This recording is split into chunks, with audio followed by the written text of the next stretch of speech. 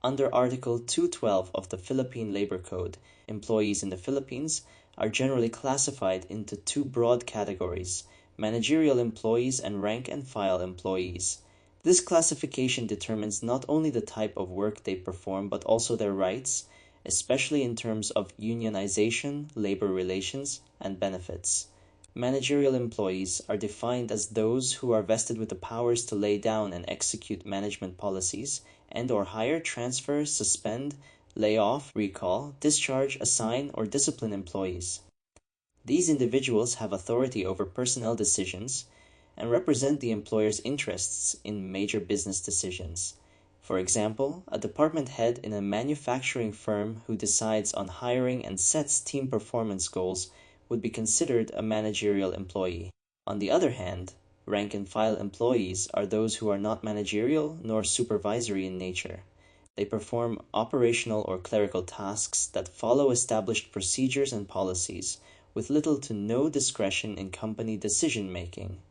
An example of a rank-and-file employee would be a data encoder, cashier, or customer service representative who performs tasks assigned by their supervisors without participating in strategic planning or employee management. In terms of union rights, the distinction is crucial. Under the Labor Code, managerial employees are not allowed to join, form, or assist labor organizations intended for rank-and-file employees due to a potential conflict of interest.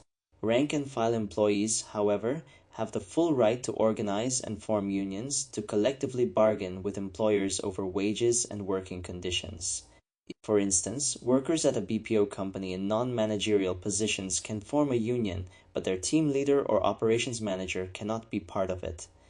There is also a middle classification known as supervisory employees, who, while not at the top management level, still have authority to recommend personnel actions such as promotions or disciplinary measures. However, their participation in management policies is limited. For example, a shift supervisor in a retail store may have the authority to recommend promotions based on performance, but cannot independently hire or fire employees. The classification has legal and practical implications, particularly in termination disputes, benefits computation, and wage regulation. Managerial employees are often not entitled to certain labor benefits like overtime pay or service incentive leave, which are generally required for rank-and-file workers unless stated otherwise in company policy. For example, a finance manager may not receive overtime pay, while a payroll assistant is eligible for such under normal labor rules. The Labor Code's classification of employees under Article 212-219 helps define the scope of rights and responsibilities at different levels in the workforce. Understanding the distinction between managerial and rank-and-file positions ensures proper implementation of labor standards and helps both employers and employees know their roles and limitations within the organization. This classification continues to guide labor relations and industrial peace in the Philippine workplace.